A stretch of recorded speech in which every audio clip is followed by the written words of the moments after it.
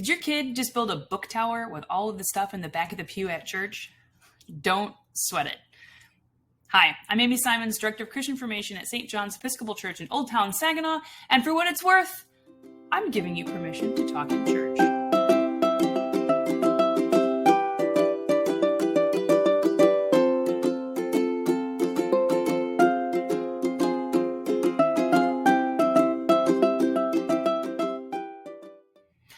You are your child's first preacher, first Sunday school teacher, and first impression of what a loving God is like, which means you have to start talking.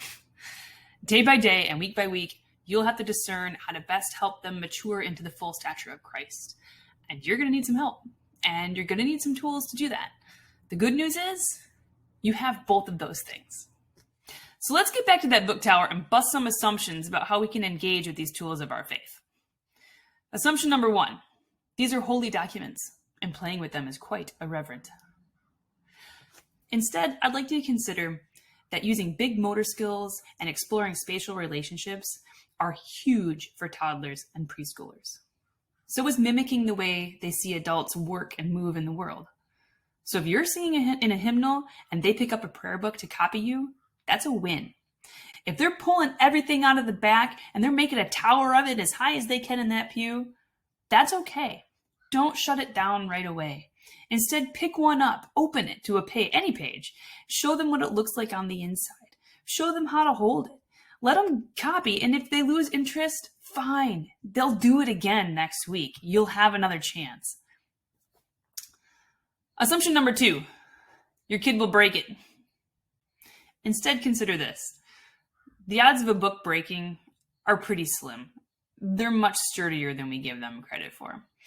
And if by chance they do, we have tape, pages rip, corners get dented, so what? It's replaceable. What's not replaceable is the time that you and your child spent in this beautiful place of worship, focusing on each other and focusing on God. That's way more important than any book.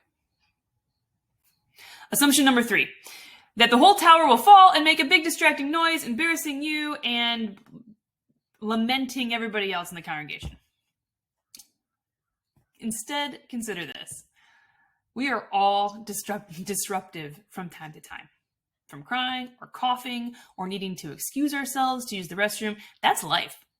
Should our focus be on worship? Yeah, it should. But we're all at different levels of abilities to do that. And you got to start somewhere. So give yourself and give your kid a break. You're there. You're getting it done. You're doing great. Here's the thing.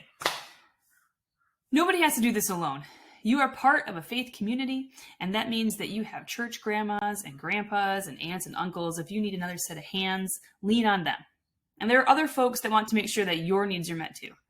Utilize open spaces like rocking chairs or the nursery when it's available. And if you didn't catch the sermon, it's posted online.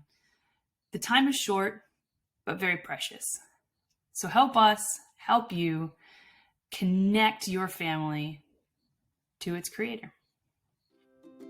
See you next time in Talking in Church.